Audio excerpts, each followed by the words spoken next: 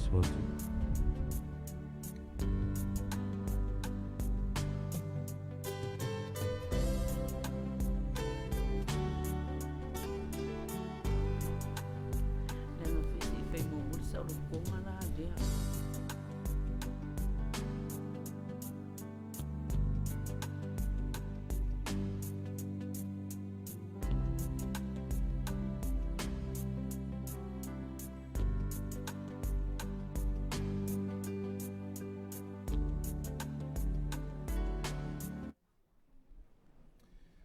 Te whaatalo whātu I le mai mō mai o le tātou tunu I le nei vaenga o le tai au mātango whia le nei, o le nei fo I vaenga o le masina. O te whaatalo whātu I le tapo inga o le tātou tunu a whai futa a maua mai I a tātou whaasalaunga le nei vaenga o le tai au. O le tautua le nei a lau whale televisi o le KVCK, mai nei Amerika Samoa, le nei o mate nātu I a le whaamoemoe o le Malo Samoa lua. Samoa tutotasi ma lo tatou whainga malo ia Amerika Samoa e ala lana talanoanga masani.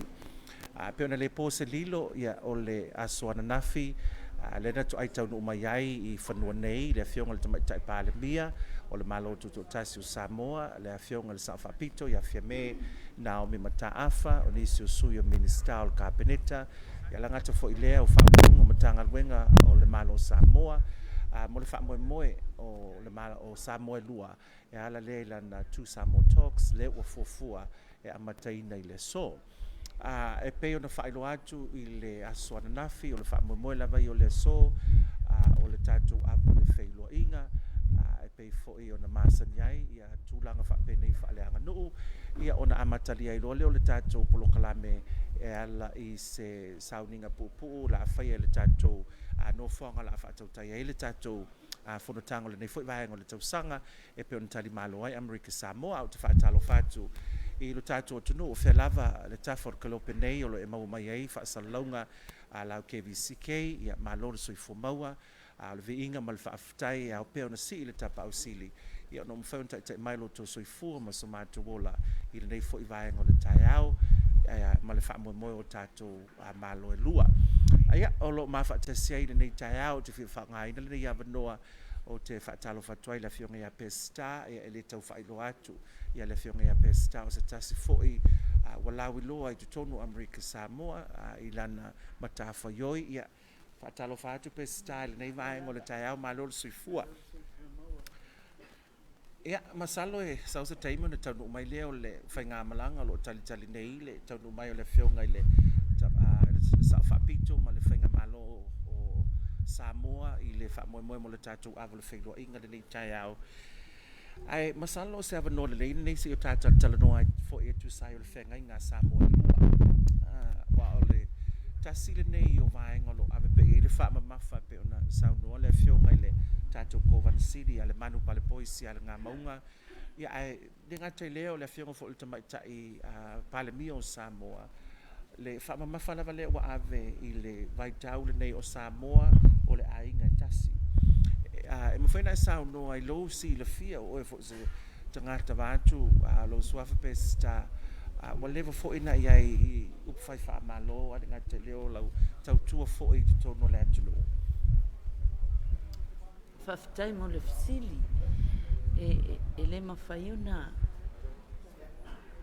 ona soifua sa Samoa ai se tūrou al whaafonga mai pa ia mamano le atunu e au no masona ainga ia a ona ainga e le mwhai ona momotu le si motu whape le ainga au I o sa po wa ese whainga malo o lo ainga le Sisifo a o latou ainga fui tātou e leila se malos e mwhai na tala e ele upue whai pēa e tamao tātou tunu e whaamafa fo isio ainga wai o sawa ili si o itu o upolu o inei tuila manu e ele upulna e whai am matala so o papa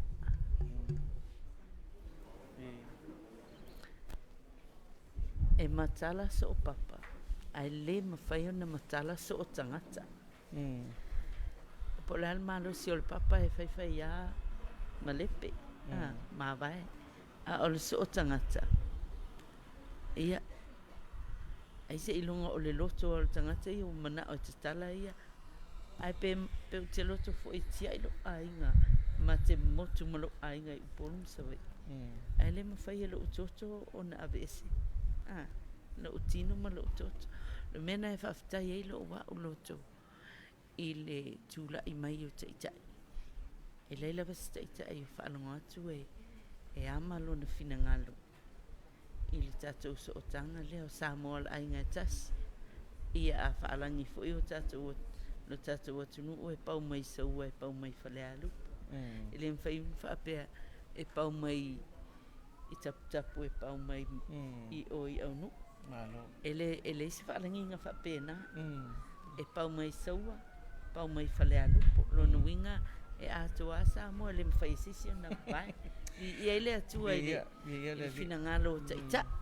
O le manu lauti o le whanotanga o le nei tausanga atoa o Samoa.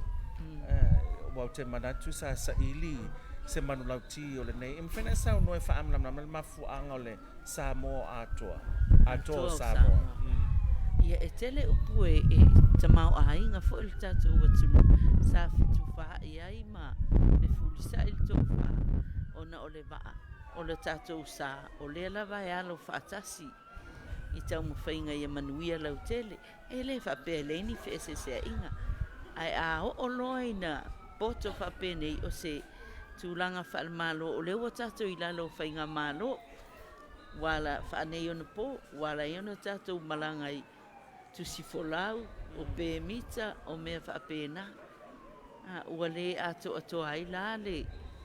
Ua le ato ai le tasi lea i lalo i fo se fua tasi whaala malo. O leo mai whaatasi o Samoa o le tino e tasi. Atoa la i o Samoa. Na ua atoa Samoa i na. E le mwhaiona atoa pe whape Tutuila manua. Po o le malo tuto o tasi o Samoa. O leo mai whaatasi. Se watawhia pese a wa atoa Samoa. Leo wa atoa le sui ngā ula. Le malai nei watatu tali malo. O le teimi mo mola nei wafio mai e le sa whaapito i Amerika Samoa. Wa e mo i lava na fio mo mai le sa whaapito. O le teimi mo mola nei wafio mai ai i lona tuwhinga o le palemia po le taitai o le malo Samoa tuto tasi. O le teimi mo mua fo le nei o le Feiloaiga i le tatou Kovana City taluana pale mai le tuwhinga o le Kovana. E maofa fo i loto sa peona e saunoa ia ua ofo ita le tūlanga o tangata matua sa iai whaanongolongo isi a singa na o mai. E le o ngalo fo ia te au le teimina whaele saunoanga i le aso le fua muli na o mai e le fiongai i le sao whaapito ai le olon tūlanga le na sau o na wala au lia le fua. O ia sa saunoa whaakumal fua i le stau sanga al teimina o tasi el tonu o le aleto e whiawa ia i Samoa Sisifo o Malo tuto tasi matuila i teimi o fua. La aleto e iaini wala au lia o au whai pesi. Te la ngona le aso na le ngalo ia te au manisi o manatua. Na tulu te maitai lea. Whaapera na upu. Amerika Samoa la ualu o te tapua i mai. Ia leo tu e sau o le taita. Leo tu e sau e afo i tatou te whialo ai. Whatau no ulo na alofa i le nei fo i tu o le malo o le atu Samoa. Ai leo staitai. Whaapito na o lalo le fua a Samoa. Whapena le sa ulangona. Te mantua i le sau noa ngā alofa al tamaita i o fia me i lon tūlanga whaaminsta i a Amerika Samoa. O le mai te watu le fua tanu mai ia le fionga le tamaita i palemia ma le au malanga mo le whaamoe le nei tai au e ala le tatu ava o le Feiloaiga. O se vainga ese a pesta ona sa masani te sanga utonai o le taitai lava sa tele na silafia e tangata o le tu paoli o se tamaita i mo le nei tu lo le fionga le sa whapito. Se te mo le nei wa mo tai mai e se sui te mai tai ia le tai o le Malo Samoa.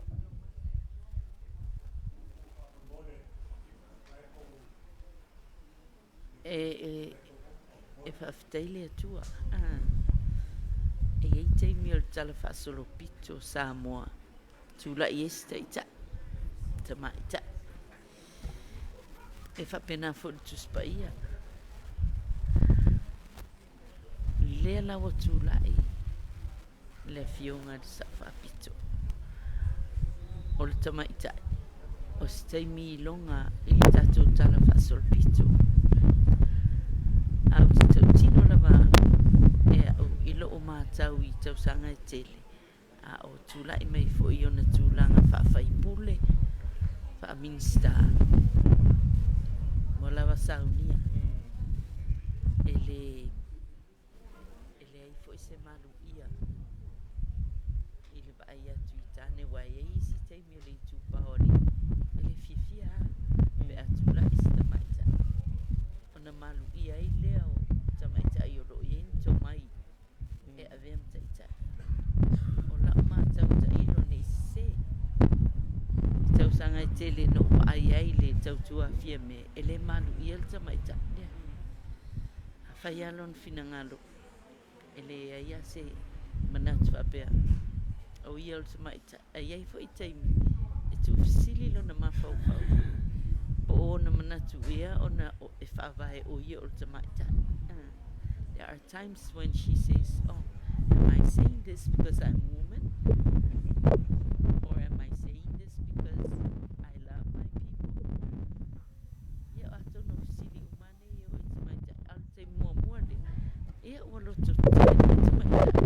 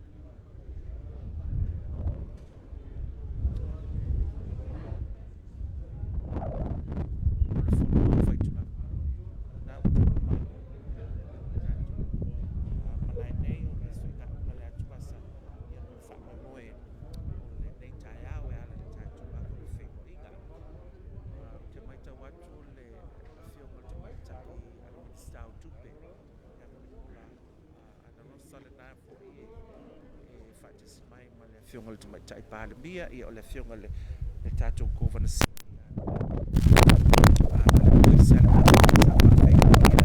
Ia le toa i tonu o le Malo o Samoa. Ia e whaatalo whaatu pe a whaifutu a maua mai a tātou whaasalonga ia o le tautua le nei alau KVCK le nei wawina atu mai nei le malaya le sui ngā ula le atu vasa.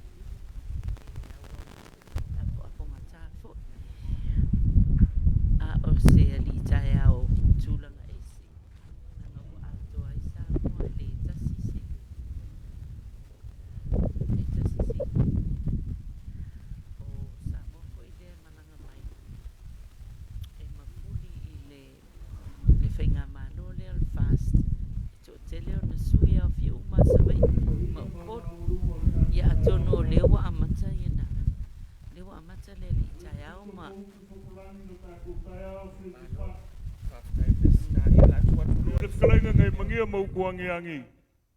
Mai waka whai whāre kurakala. Al whakalenga ngai malai o wawau ma malai kele whai mai wa pa ia le sami wa pa ia le langi. Pa ia foi ma le lau ele ele. Wa pa ia whale wa pa ia whafu. E pa ia ai foi ma le kako kai au ma le asu. O le pa ia le wasau ngai ma o kanga sau se kaimi ngō o le iais whamkalanga koko. E mai se le pa ia le whainga malo. E kauia ngau kure au le whakarofa ni ngai kai au. I whaafsanga inga sanga ula. Le fia mai alo fionga le panmia. Ma le au whainga amalanga mamaru. Ne fwoi a fio aku le fionga le kovang siri le malo amnik Samoa. Ma le ka whakoro le whainga malo kuila mamungo. Ma pelo sa mako whaamkalanga. A le iso poloa sa mako whaamkalanga. Ia kauia ngau waku le au le whakarofa. E ala sing whainga le ngai kai au malu ma le kai au pa ia. Ai, mapu mai ala ia iau se kanga malu. Ai, se iau mako li luange sa ile se ngā whalwhare e ala kako kai au ma le sin whainga. Ala kako awa.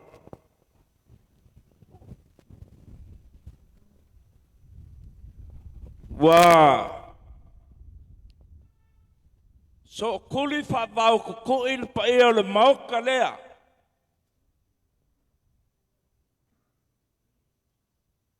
Kau kala fai ma le awa kele ma le fai keke. Au au pa ia kalanga ia. Lea te mai o le whainga malanga ma malu. Le whainga malo Samoa Sisifo. A lea wa te mai langa fionga il palmio. Lawa fionga fi mei. A le whanga whakalai o le mauka. Ma malu I mingska. Ma le pa ia au whai le whanga whai kula whanga Samoa Sisifo kulou. Ia. Pa ia le whainga malo le ao le malo Samoa Sisifo. Pa ia pule makumua. Kuau ma le ala kaua. Ainga il kai ma le vaa whaonki. Kama ma lako ainga whai ma lako kama. Ma lol malanga mangwia. Therefore sawak. Leu kui leo le fa mal pa ia. Leo le whainga maloa kukuila mangua le sumayo langa fionga le Covent City. Langa fionga le mangu. Sial ngā pileki maunga. Le fionga le preskenga le fongo. Sumayo le kua le fionga le kuaolo. Le fonga whekalai a savali. Fionga le whaamasilsili. E fionga ia maunga. Whaao mkaupu ka Samoa il falsifulu ngei. Ia ma le mamalu le awhia u poko mai o le whainga malo. Kai ngange pa ia lea Yasua vai whangua. Fo ai kulangi. I kuau ala kaua. Sa ole ma le laungi sa lua le falsifulu ngā. Pa iaku oi whakui. Koko. Mali mamalu ya ki oi mangokele pa ia langa Samoa koa. Ia lo mako kaof. Se yo mako li liwange. Kau mo fai se kungasa po se ava fai kale fio mai. O le fai ngā malanga mamalu. Papelea. O le akako a maka mai ei. Kalanga lea. Awa ko ke pole fartsfulu. E aua kwa ia o kou le whasoa. E iei leo le kao fi whapea. Au mai se awa le whionga le Covent City. O le whaao le maloa mnit Samoa.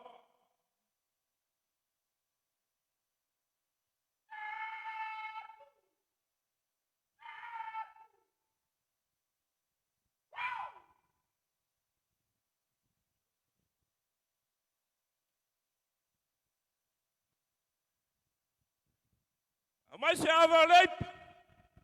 La fianga pleskenge. Mauka se ngaki.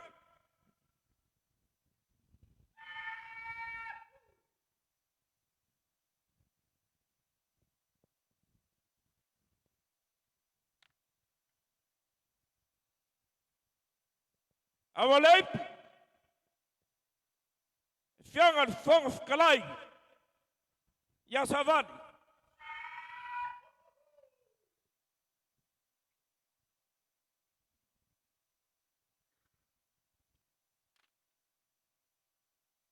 Ya mia foi se ava lei por fianga famsun siri. Ya Michael Kulus.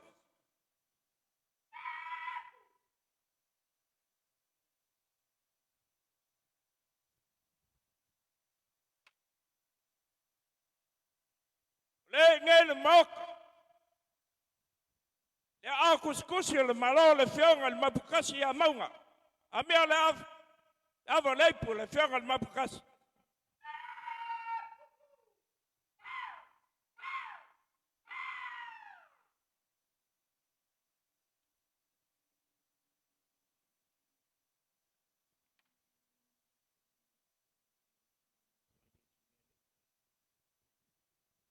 Ja, ele é o carro fica pé. Ali ele caco faz fulo. Ele mangaco é pé. Ja. Lá caco a macaco e ele faz fulo.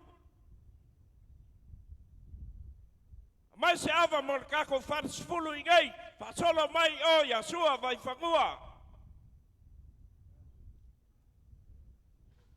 É verdade.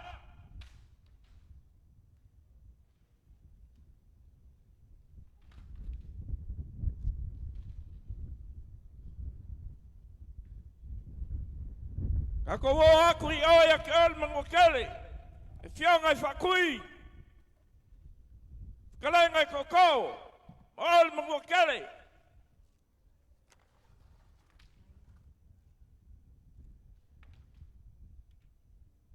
Malo whafkai. Ina longa o maea. Iei leo ka ofi whapea. Whamarulu akule.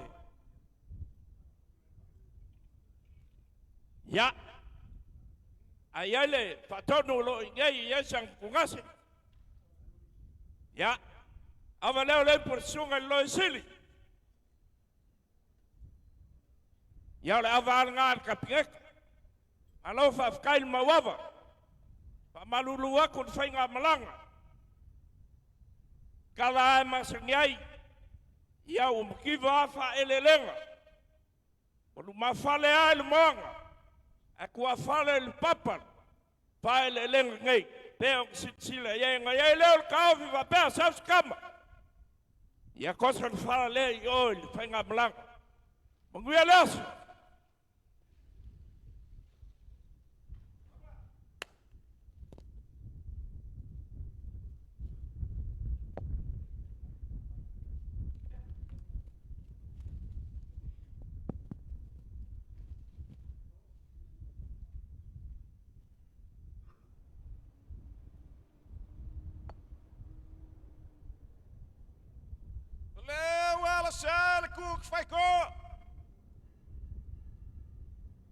Ik gaf Sisifo.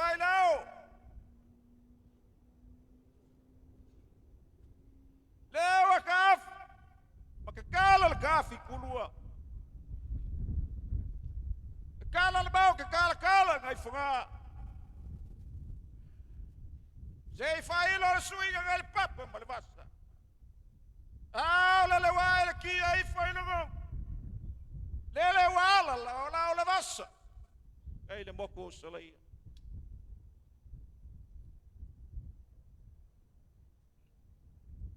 Vai ngā whangua, ia kupai sau ngalu. O ke fia mai, le lau runga, ma le lau e bebo. Le lau whainga sa, ma le lau kinga ka kulau.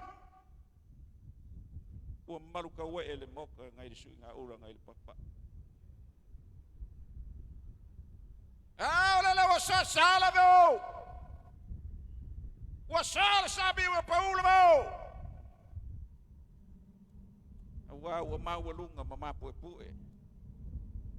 Ni kaya o Sisifo Feiloaiga kupu mkamali. Leo malukawe mau kengei. Paia kaya malas. Awa lele wa paia mafisangai sanga ula. Mawalungan ngay bok markayaw. Wala fiumay. Le fiong. Irkomong si. Malpai or fenga malo Amerik Samoa. Le fiumay preskaga malfong kalay. Al kafe kol or fenga malo Amerik Samoa. Paia wasua manmai fungua fomai kulangi. Wow, malaku. Sauli malalungi musal. Apa ia bangsa? Wala fio fakui. Kok mau pulih menguket. Paia ke kalang aku wala fio kuli fio ke kaya Malo. Kuko kasio Samoa. Fio ngai afime. Or sava pico. Or sava ngau. Paia wasal balas. Ora pui la launga. Skangaka malonga inga. Ali mau fali upol. Fiaku le fioi fafkalai al bok. Fiaku paia biska. Paia wale au Malo. E fio. Suer fogo su kofia. Le kaf kol wal faiga Malo. Kuko kasio Samoa. Eu paia ia waing makama. Kama maulaku wainga. Wow mala. Leu songa kumu mapule. Ainga ikai male bafu. Kaya orge. Ya o que fica o kala ya. Ava ole di kaya o. Kale usi falol. Fionga il komong sini malu fenga Malo Amerik Samoa. Abai. Aba ipu aba. Aba kas. Vai nga suya labas. Ngako gigiva kuya laba. E fuai le malau gigiva. Aba keluar. Aba fai baik ke? Iruai kumu. Lefi makau koloi kuah. Aba kolu fai baik ke ya lebe. Masafo. Aba kfa. Ngalofi ai kangalomo. Aba kalima ngafuai kai sama. Ela fsar kui mangua balbali koa. Ya fuaile lau kamu kfea. Aba failo ngagafa fa bai akala kau kagaka. Aba ngakoi bauka. Mango makangi le moi. Aba ngakoi kum maunga. Aba soai malalau. Asala la mungafingaf. Ila la papa masiwapa. Aba ngafanga sua. Awal fikalo lai. O maunga maulung. Elo pisa kupu makman. Leo pe il moka. Awal di kaya o malaus falol. Le fiong il komong sini. Paio fenga Malo Amerik Samoa. Pelau sama aku pam kalang. Ya, ang fuwa sama aku. O fuwa ngalo sama aku leo.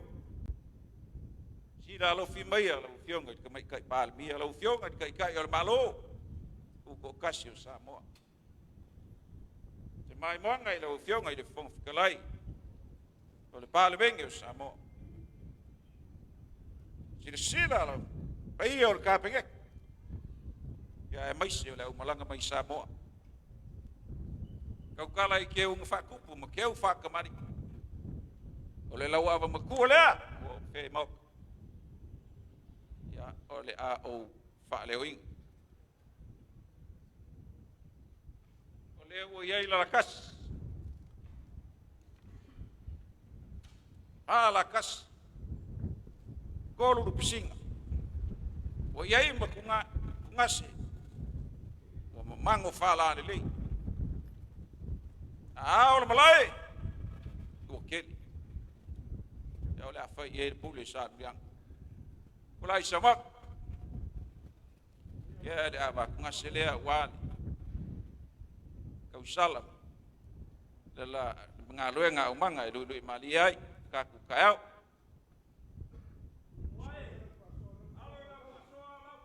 Ya fa kai.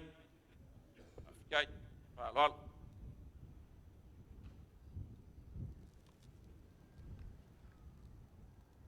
Ole lakas.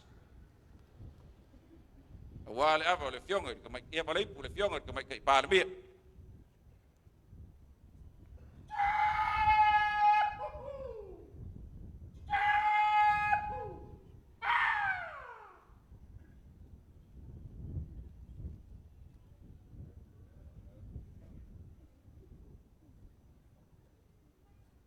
La cassia. Wala balai pule fionga fon kalai.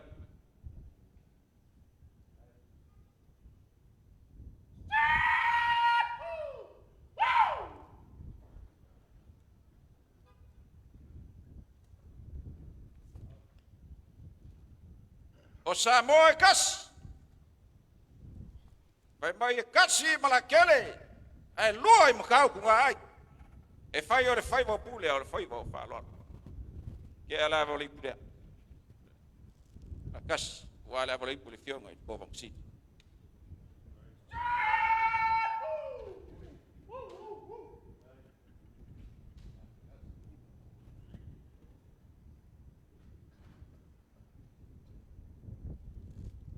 Ada rup singa dia.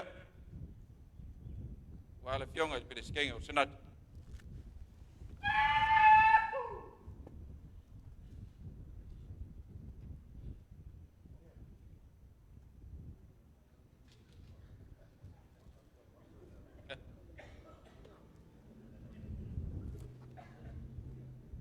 Singa wa abari pule fionga fon kalai.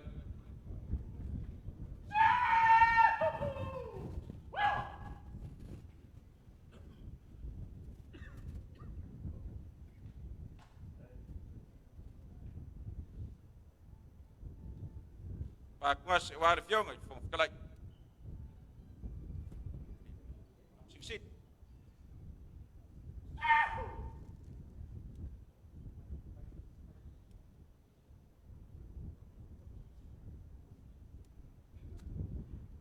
Ya e fai kar ka ku sanga inga ma fionga ya fai ngule le lo isit. Kaside wat ngoi lo isit. O aba koi ye ka finga ya ole amango fo ma ya wai umi ko ngole sumali fai nga balang pa kai ma wap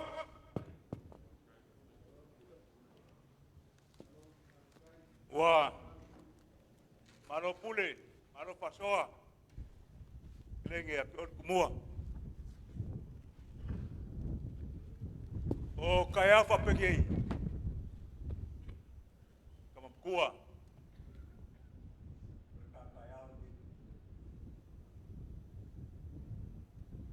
E foi de manga koko. E ele foi malo, se si ya fa pegei. Pengar ka ko ba kungof. Waka ngoa. Ele mga. Ya. Kapoy mai.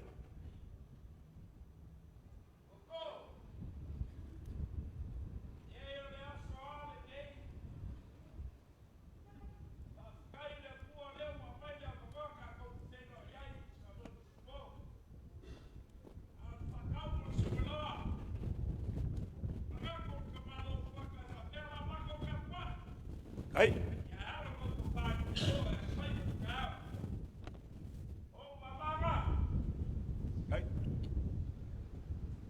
Koko, malay puli.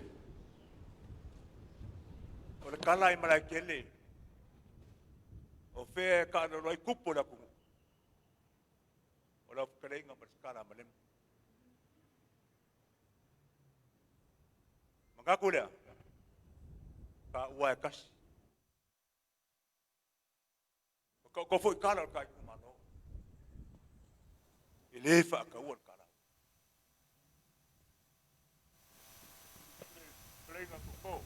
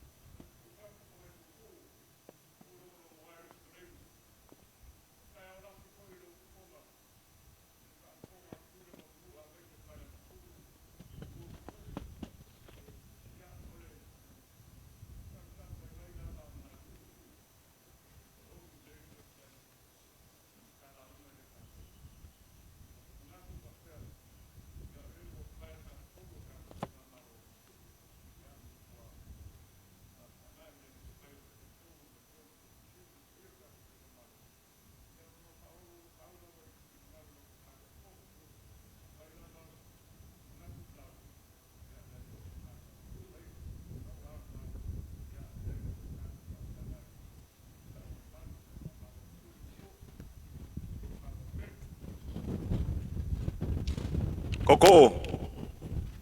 Ia. Ro ese eki iaol ka finga malo fongo. Senkoa. Pe foi do embaile malo finga malo.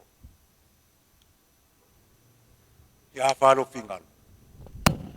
So foi esse kakala.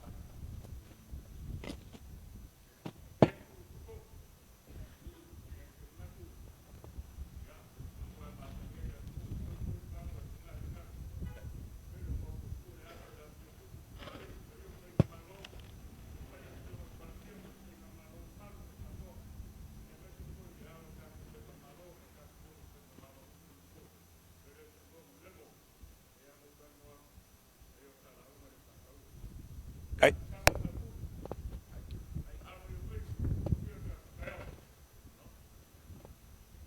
Poi ona kalanga. Le afia mai o fulu man mungkele ka inga finga malo. Ia, wa umang ko kakalo. Umang ko kakalo.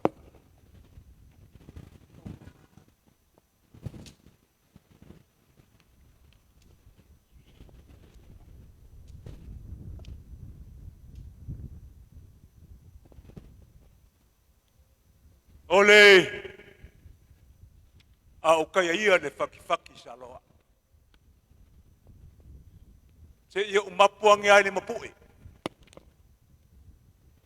Le anga lul fungo le kako kaya ua bao fili. Paselu ua e fo ia upenga le ko. Se ia o kaya fo le vai maka fsanga yo sae. Ma o kalia le malama le akfanga. Ai se o kako ku vai le kua mananga pule fa se fua. E ongol kaya lungi. Ai o kumuai la le se nganga. Awa lewa ko ai mangu le makanga. I lau la ko le ea ma lau la ko le kai ma lau kau peo mai. Na fionga le kama i kai o pale bia. E le fai ngofia le ana le. E le fai ngofia le ana le. Le ki o foi pese ka vika le fai se lamo. O e fo lau le ea le le. Ma le sami le le. Na ko kilo aku le mamalo sisiles. Au Yesu la vaia. Kau peo mai. Awani yasu mulu fa mo. Foi la ia vi ingal fa mungun fa kai le kua. Ngei. I o la fa la. Ua mau aku sa fakali fa nga malo ku mu. Baik isa. Na ba ipu. Ri kaya ai le fia ko tio ko kong sili. Makai kai fa nga malo. Asi kungase. Kerege ko kam ku pongo.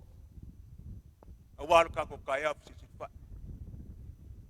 Ua ka ko na ulo fasoa. Kia lava wale fi mai le fio ko mai kai palmia. Kia foi lava wale fi mai le fuklai le palmengi. O kia foi lava awal ka ko le finga malo. Wale fio ko ko musi. Kia lava awal ra ulau bal kausala. Pasuli malia le amanga. Kausala man amanga. Amaya. Ka paipulo ka ko kaya Sisifo. Ua pa ia kaya. Olunga kang ifon kaya. Asia. Ole o fia ngai. Le fia mai ona fia on ka mai pandemia. O me malu na nga. Le fia le alma malu malo Samoa. A fia pandemia man ka pege ka le fo kalai man pandemia. Fa masinsila man fa msingonga. Ang manunga ya ki oi ku ang malakawa kama bainga. Ang foi makama ay ngai man va afonki ka okola ia kalenga ay la ua punam ko mo. Bayo le kalanga. Le fima le fiong al kamsili. Le fiong le mangu par po siala nga mo. A fio ka kayo finga malol. Le fia ko plus kenge bar fongkolai. A fio foi fa msinsili. Kaya ngange le fia mai o mapukas o le whaida kusip kau Samoa o le pia nga o le whaidang fulu o le mua kele. Sua man mai whangua fo mai kulangi i ku au mana kaua sa o le mananangiu sa lua o le a fia mapu ka okora i kelenge kam kuang pongo. Bayo le mauksa le fia le lau ngam kasi a Samoa a fia koe whakui o le kelenge koko maput kelenge koko. Ai le whangaloinga. Whaasuanga o karelei. Afkua oinga. O lo whanele fulu a wale a kua manang karelei. O ke whaakuru wak. Kalo kaiao. Baka oko kalo kaiao ku. Awai alu waso sa upo yaso mong me kupu. E le koe kawa idi ai se kala koko. Waka oko mau. Ya kuponga ponga le aku. Ai kau lama nga o kai al kaiao lega ngai ka fangfanga. Pa mga seri li awai kau kai. E kala leia Yesu keliso manang whaarkanga. Ai fai makaiao. E peido ayai mamafu kai. E peila o ringi kaiao. Ioi e peo ringi kaiao. E ulama ka sa ka fai nga malo. Na fionga ni kumai panbia. O ka ua kasi. E kasi lo ka fala. E kasi lo ka farkala. E kasi foi lo ka kupuanga. O ka ua lava o le ainga o Samoa. Ioi. O ka ua lava o le ainga o Samoa. Inga yaso mano wha mamoi. Fai ngā maure lua. O a fuafuanga o inga yaso manua. Kalo le kua. Kaulu. Papuya mai inga yaso mano wha mamoi. Yaso mako wha mkalanga lea. So i fua mo i manguia.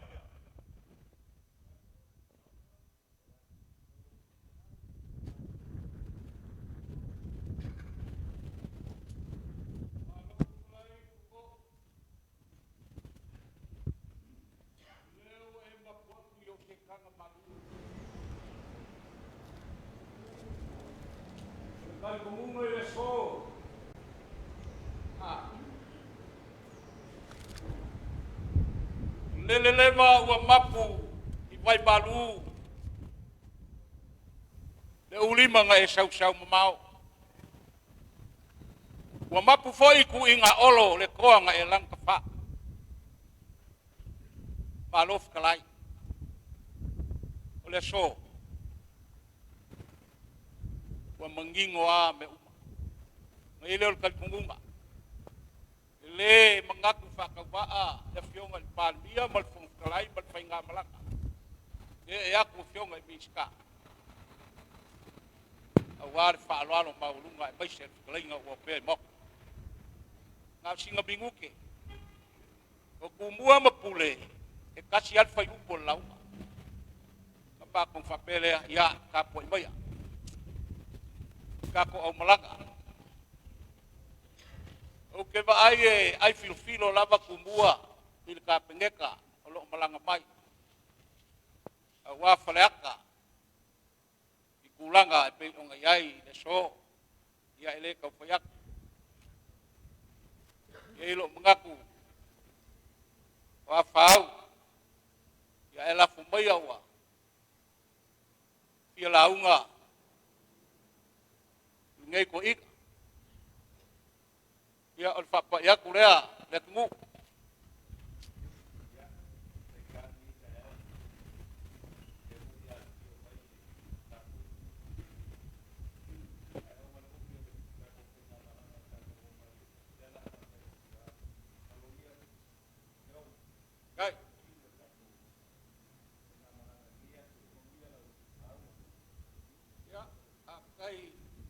ale polo kolenga ya unge foi panglewa la kal kofa nga ki kausi palo pakai palo ya la vea ya la ngale ole ko au pule ole o ka ko ma ya pule ya la lo pa a fi klai de so ka u ke kasi albe kau le mawai lango oil ka fongo ya e kau foi mo fa la gia lo fio ya al fa pa ya kule ya ua Malo malele makia ai kuau nei wo mga kofi ka ko mo fa pule u mga kofi ku mua ile ya sesi ko ko ni fik alasi kere kayao e lau kayao a kayao fa pengenga mo uma yai fa lo polvo Samoa aisha anga leo fa sanga sanga ula inga ngai mai kau Samoa mo fa pule le fi mal malama ala leo ala fa kau le fi mai asia kan palau di ngai o kafkap ma ko fa pele ole ngaba ka ko ainga fa ise mango fini se kau kai se pok or ka ko fa solo makua balat eu inga mangau kaya au fai bo pule fai bo fa lo ole upo fai malai firia ya Cecilia le mai le mo mai ma ko fa pele la ma ko ka po a lo malo ye mangko mai makok kai mako fia kofo se makau or vai kanana la leo ka ko ye me ka fetto a tutu bet ye manguia ka amras kai lo vea ese le makango fio le mol ko inga e mal malama il fu malak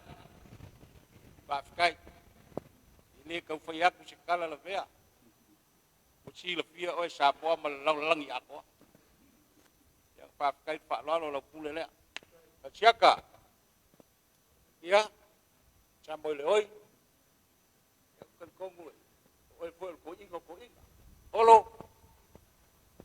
male oso kama ka kumua ya kele lo po akala mangingo wa ki fai mai o ke makua a olo le ge ya ki ya o fa pa ya kula o mai lo fa ku kwanga ya maras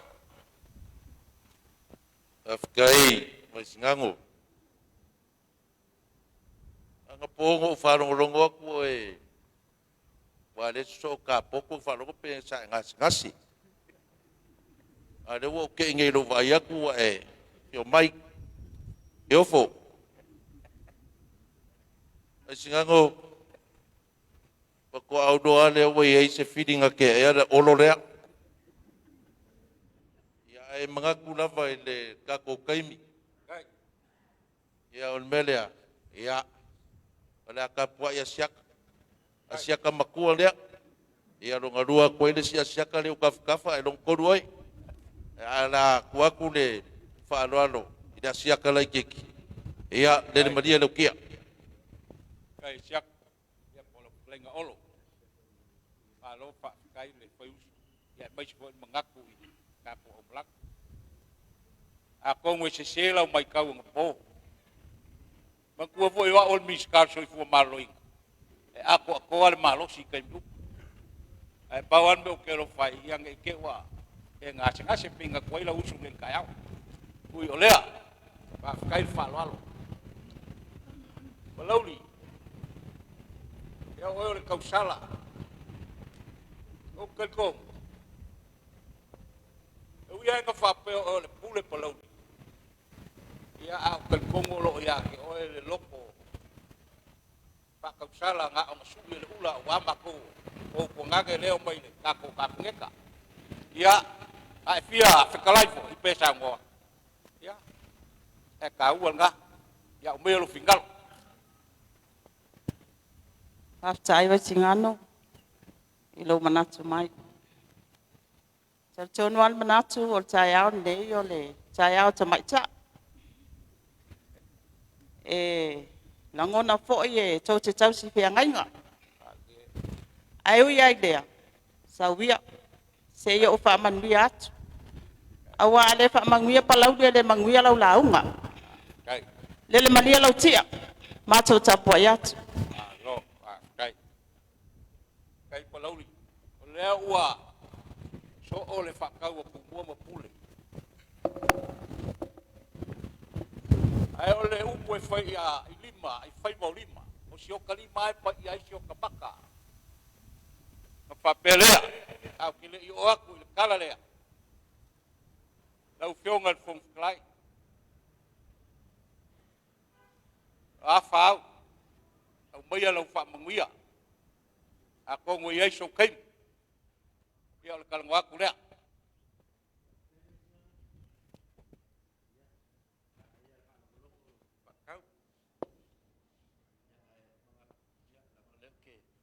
Ropo pa malu leo ke laka yo con palmia ele la makka poi manguia lau kai fa mangiang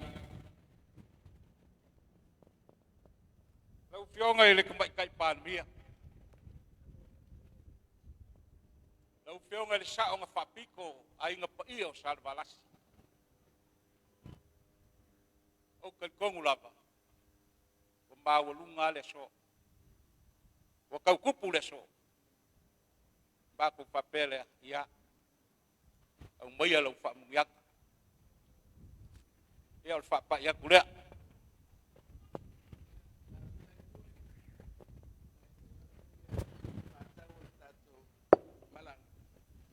Ya, la fayer makapua inga malefiong ai le fong fitalai. Kapua i ainga i o ko faiva. Malia la ti. kai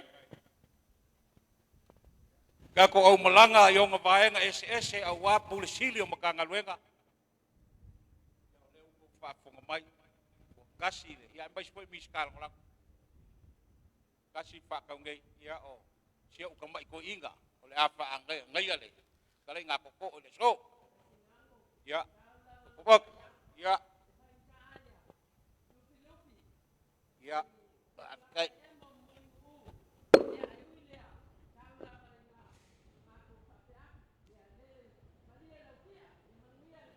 kai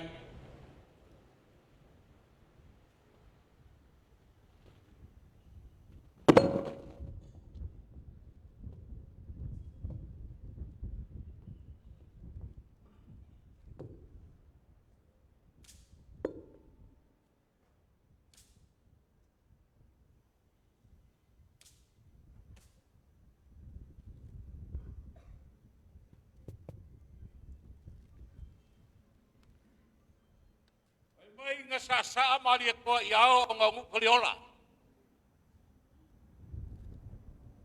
wa Samoa ole aku ngu wa umang kof ole mau ka wa so nga ka yao ole sambi le so nga fa ka dia kau kai walu le fakau wa ka nge kai le so ole au malanga wa mai le fa manguia wa kofo i magu o mai le fa manguia ka bai kai palmia mai se fong klai o balasi o bai singago ole a pai mo si kaulanga le so O le kui whaua Samoa. E maua lunga maunga. Wai loa le lei. Ai bai se kangu kuku le vao. Wai loa kulanga ao kuku. Kama mainga. Ainga makama. E maua lunga le langi. Wai loa le lei fe kuka yala. E lo loko le sami mauli uli ni moanga. Wa mangingo lapa ala wita. Wa mangingo fo ai kau kai o baka pala. I o ngā sami e mawai penginga kau kele ma baka ua. O le so. O le whakalainga ia sao luanga. Ua whapopongi a soua. O aso whalau fo i wale kua. A le so fo i wanganga ngai le pau nganga. Longa le ngai a kea ua longa le ngai ama. Papua isa.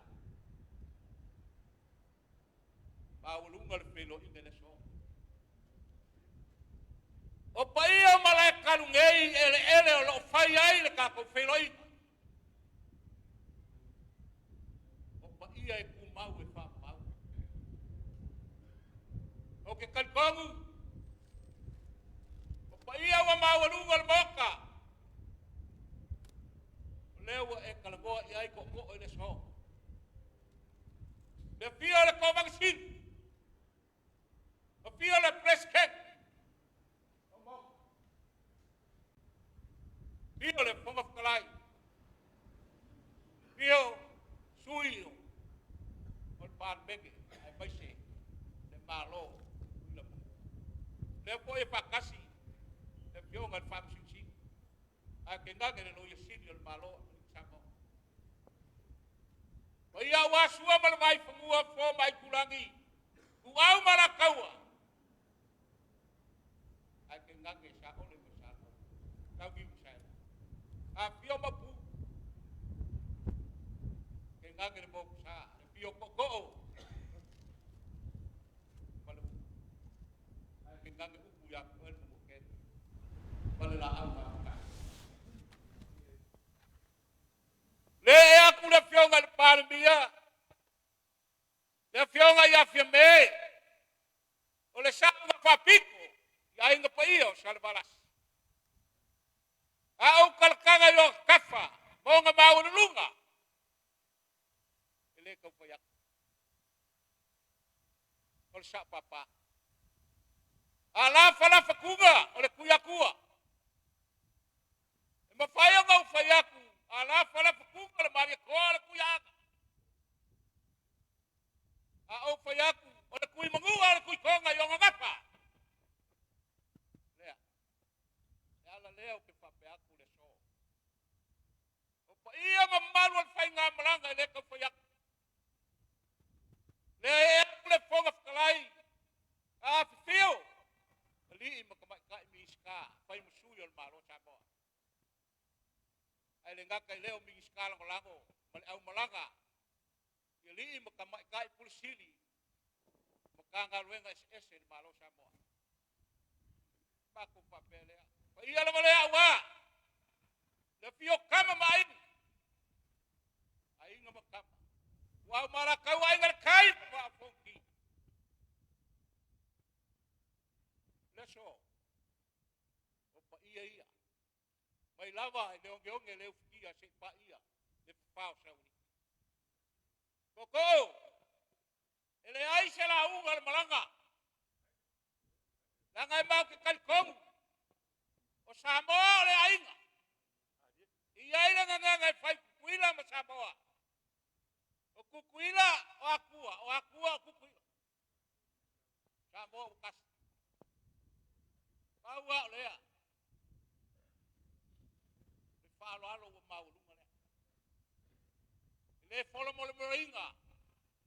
Ele whai ngā malanga. Kaonga mako whapea kumalon whakupu.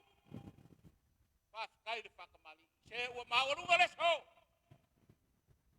Ua malu kawele kia samaluia ua kon whale o kaukai le so. Lele ua seini ofe kaukai ua seu whamua. Le pua kaua au. Ua sere nia sa vesi leo. Ua popoe muli malao. Ua pea ua le fongale moanga. Ua o al kayo ako le so. Ua mamalu. Ua kau kupu. Ua ya. Le pionga le pāngia. Ua iai mamalu o Samoa. Kau whapele ko. Kalofa le whalo alo. Kalofa. Ua mawalunga le so. I le whakupu lea. Lea ua whai iai. Le pule. Anga fili. Po le whai lau kusi al kāpe ngeka le malo Samoa. Po le whao lulunga le mukanga luenga. Lo piso pāngia. Ua whai ulama. Kalo. Lea lava. Ua whasoa. Lea foi ua kea le ngaki o le kagoa.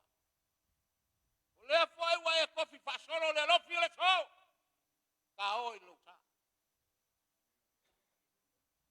Mako papea. A alu alu. Kau kaseipu. Ua. Le kovang sin. Kau kaseipu. Ua le president de boka. Kau kaseipu le fong fly. Keipu awa suil al mok. Bawalunga. Ai bai se moko. Ngak. Ngak lea. Kau kaseipu wan pam sini maloi sini. Ini ule mai singap pulu ai ku al malu. Kau kaseipu awa le makai pan. Keipu awa le fong fly. Keipu awa piong ai ni ska. Ai kingage keipu awa ai ngai. Kau mafa si abal palu polu pai ngamla. Alaba pea. O ngai muleo bai singako. O kai ao ele kau fai aku. Ngai ba pea malape o le lauka. O kai ao ngai ke apipi leo mako ki kau. Al kai ao sili. Kai ao ngai u kako pe lo ai. O le uluai pe lo inga. A malo fawarua. Sembe o fo fungia le. Nala leo lau fai aku angangangal fau nganga. Pa fuesa. O kau kupu le so. Pelo ingal ko bang sili. Mal malo fo. Ai mai se ke bai kai pan mia le luai ke bai kai pan mia. Samoa. Ai mai se le pasti. Ya mai se fong lai. Mat pai ngamalo. Ole pas kai.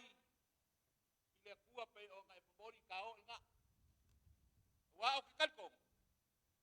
Ka ke fiu e sula le loko le kua. Le lilo le lang. Ingi kau. Ai ba ko kan ko. Ya lofa malanga le yo le kua wa ya ngai kai. Ai ma ko ke le masi mai nga fa ko mu ma ko ko. E fasulu li mami ngu ke le. Ka ko pa lo longa ke. Ai o fa ya si umi o la fa ka. Ui o le. Wa uma le launga fai nga malanga koko. Ele kau selua kulanga oyo koko e kau sia magua. Ya mai se Amerika Samoa. Ba ko papelea ya ka ko walo aba. Mai ai sua mari aba le loko le kua. Soi pua mai maguia. Ai, marop klei.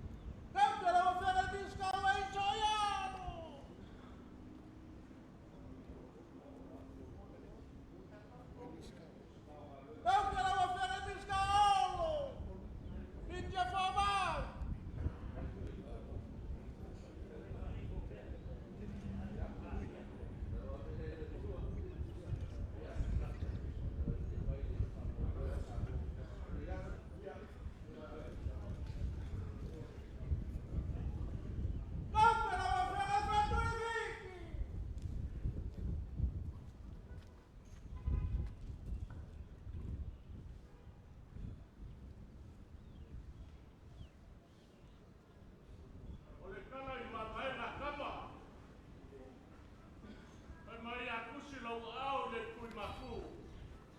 O ngā wanu le kui konga. A whai poi pusi lau au le kui Sisifo. O ngā sau le kui sai. Ngasi al mea i e mangkua. Ngasi al mea i e mangkua. O ka ua uso. Ia kausi mea whang. Panguia mafkanga te yasu.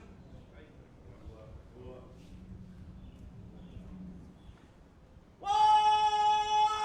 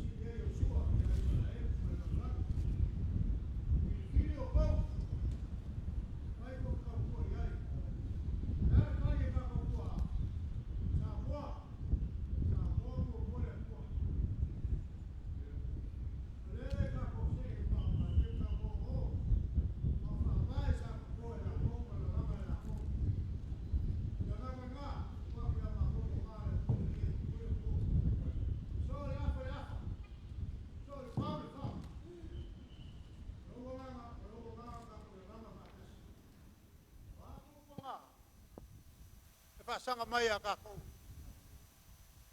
Kako whaia me uma, para pusi le kua. A whaia le mawhai, o kako le kati. A whaia ki ngā, kako le kati. A whai, whai, i kulanga le mawhau, ma bele kua. O kako le kati, whakasi balinganga. Ngare ngei lau fionga, mal mamalu le, whainga malanga. Kulanga whaipa malo sa iei lau fionga. Sa kui muli panga ya kuila mangua. Ai whawhikayak. Whawhikayak. Te apule makumua. Le ko whama maa mat whaukanga le loko. Le ofisili le lololangi po lai wingo ngai bea. Ai aka kou. Le ai. O kako whakangu inga upu a kako kua a. A soso waifu ngā wakele. Mapui moko malawa. Olo o iei ko whaukanga le loko. Ngā luenga ngā kako ke whai. Ai ai foi ka iala mo alam whangau ka eo. Kua me umangei, e whasingo iala ko. O lea. Ia manguia kulanga kako whamamoe. Langa kulanga malo e lua, e sao. O kako ala inga e kasi. Koko, leivi. Pau. E kasi lau whai. Kasi lau whasiulu, kako uma, kasi fo kako whala. Ia manguia ka wasu.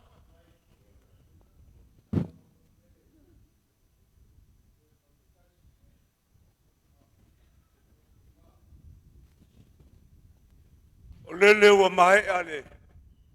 Le lofi o kaiao. Le maka fseka inga seka ula.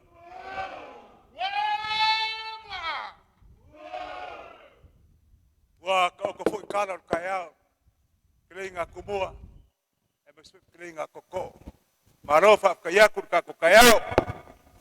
Papira sa mako famkalanga. Di fia o la fionga ka mai kai palmia man mamara fenga blanga. O le akako mapuaku i le kulea ia la whairka ko maru kaiao. Penga whairka ko malo ia o le whainga le TTW i ngā la whairka ko maru kaiao ni kaiao. Kile inga marosi.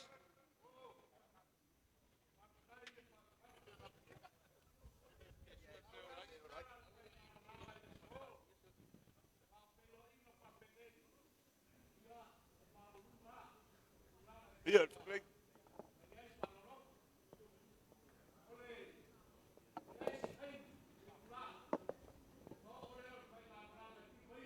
Ade.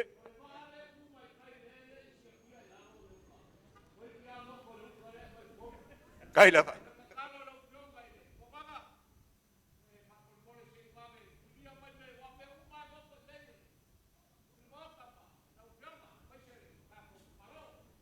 Kai.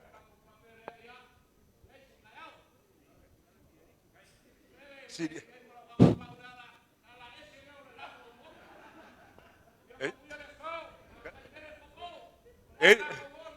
Kai da.